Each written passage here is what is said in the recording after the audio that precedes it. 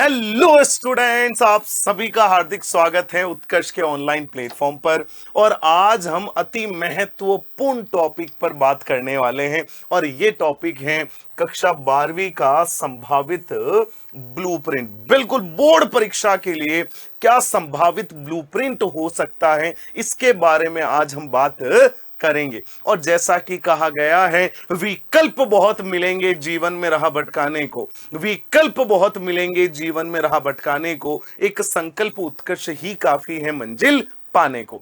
इसका मतलब ये हुआ कि ये जो ब्लूप्रिंट है ये आपकी परीक्षा की रणनीति को तय करने में महत्वपूर्ण भूमिका निभाने वाला है। तो देखिए बेटा, यहां पे सर्वप्रथम ये समझना है, अगर हम पिछले वर्ष के आधार पर बात करें, अगर हम पिछले वर्ष के आधार पर बात करें तो पिछले वर्ष आपका इस प्रकार का जो अंक विभाजन है वो रहा था।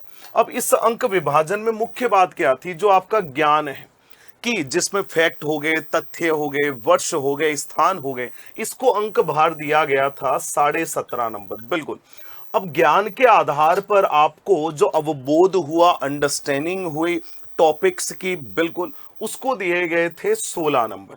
उसके बाद ज्ञान हो गया, आपको ज्ञान का अवबोध हो गया, और उस ज्ञान का अब आप उपयोग कहां करेंगे, मतलब एप्लीकेशन आधारित जो प्रश्न थे वो आप देखिए 11.5 नंबर। और उसके बाद जो स्किल बेस्ड हो गए वो थे आपके 5.5 नंबर। और ज्ञान का जब आपने विश्लेषण किया, टॉपिक का विश्लेषणात्मक वर्णन किया, तो उसका वेटेज रखा गया था 5.5 नंबर। तो कुल मिला के ये 5 अनुभागों में इसको बांटा गया था, ज्ञान, ज्ञान का अवबोध, ज्ञान का उपयोग, ज्ञान कौशल और ज्ञान का विश्लेषण। और कुल प्रश्न पत्र बना था 56 नंबर का। अब आपको ये ध्यान में रखना है, कुल मिला के अगर हम यहां पे बात करें ज्ञान उपयोग, जो एप्लीकेशन आधारित है इसमें वृद्धि हो सकती है, जो कौशल आधारित है इसमें वृद्धि हो सकती है। जैसे आपने पढ़ा कि स्मार्ट सिटीज का कॉन्सेप्ट, अब आपसे पूछ सकते हैं कि भारत में आपको भूगोल के विद्यार्थी होने के नाते एक स्मार्ट सिटी का ब्लूप्रिंट तैयार करना है।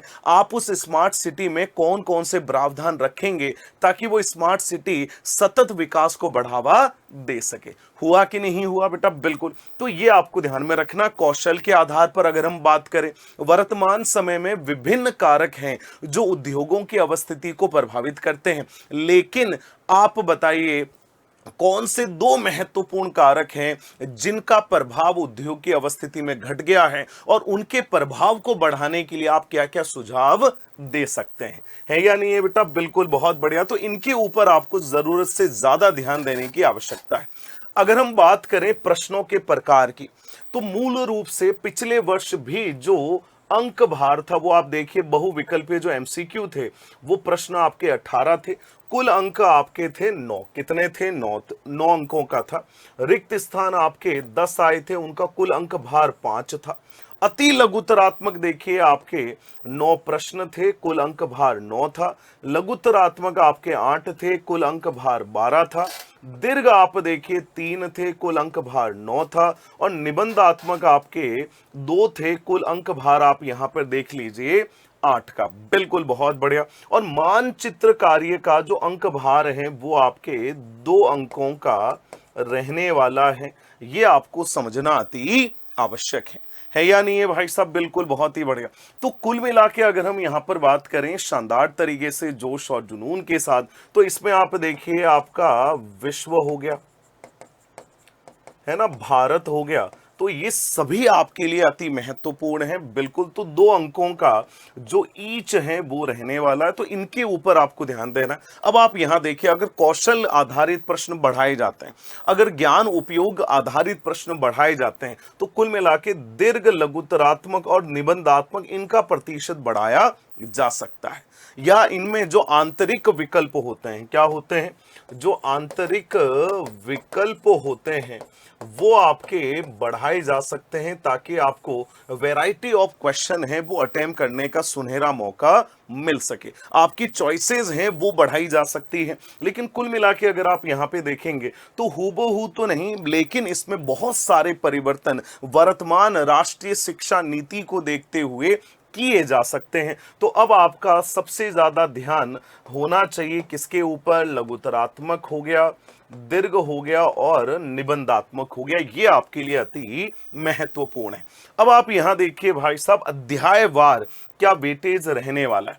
अगर हम यहाँ पे देखें मानव भूगोल, तो पिछली बार ये 3 नंबर का था।